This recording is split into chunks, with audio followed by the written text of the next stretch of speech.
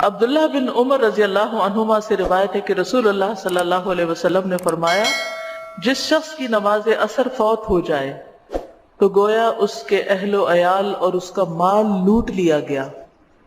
یعنی جیسے کوئی ڈاکو آتے ہیں نا کسی گھر میں، گھر والوں کو بھی مار دیتے ہیں اور سارا کچھ لوٹ کے بھی لے جاتے ہیں. اتنا بڑا نقصان. اور یہ سچی بات ہے، بخاری کی صحیح روایت ہے. تو عصر کی نماز صلاۃ الوسطی جو ہے اس میں خاص طور پر کوتاہی نہیں کرنی چاہیے. قرآن مجید میں آتا ہے، حافظوا علی الصلوات والصلاۃ الوسطی وقوموا للہ قانتین. سب نمازوں کی حفاظت کرو اور خصوصاً درمیانی نماز کی، اور اللہ کے لیے فرما بردار ہو کر کھڑے رہو. تو عصر کی نماز فوت ہونے پر فکر مند ہونا چاہیے. رسول اللہ صلی اللہ علیہ وسلم نے فرمایا، اللہ ان کے گھروں اور ان کی قبروں کو آگ سے بھر دے. انہوں نے ہمیں صلاۃ وسطیٰ سے روک دیا یہاں تک کہ سورج غروب ہو گیا.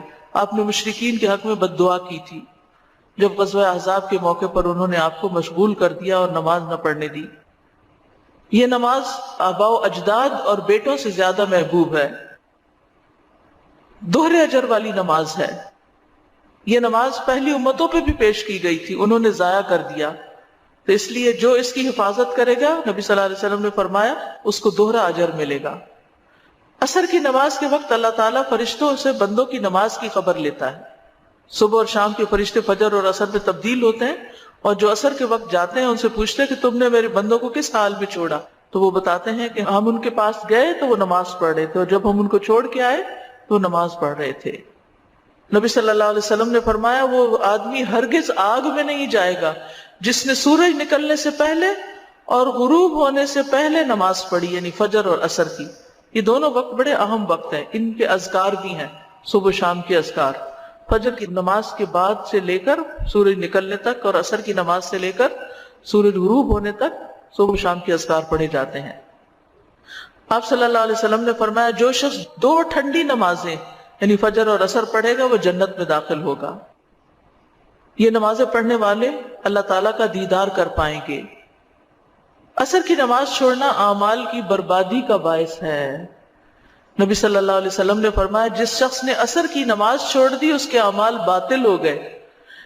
اصل میں ہوتا یہ ہے کہ دن کا آخری حصہ آ جاتا ہے نا، آپ جاب سے واپس جا رہے ہیں، ٹریفک میں پھنس رہے ہیں، آپ اپنے بزنس بند کر رہے ہیں، یا پھر یہ کہ اس وقت بزنس بڑی عروج پر ہوتا ہے، بہت زیادہ لوگ آرام کھانا کھا کے اپنے کام کاج کر کے تو خرید و فروخت کے لیے نکل آتے ہیں، تو دکانیں زیادہ بزی ہو جاتی، یا کوئی بھی وجہ ہو سکتی ہے، یا لوگ تھک کے آتے ہیں گھروں میں قیلولہ کرتے کرتے مغرب کر دیتے ہیں. خاص طور پر وہ لوگ جو راتوں کو جاگتے ہیں تو وہ پرواہ نہیں کرتے کہ جب آ کے سوئے دوپہر کو تو کب اٹھے، اور پھر بعض اوقات بہت تاخیر سے پڑھتے ہیں. تو ان سب چیزوں سے بچنے کی ضرورت ہے. عصر کی نماز مؤخر کرنا منافق کی صفت ہے.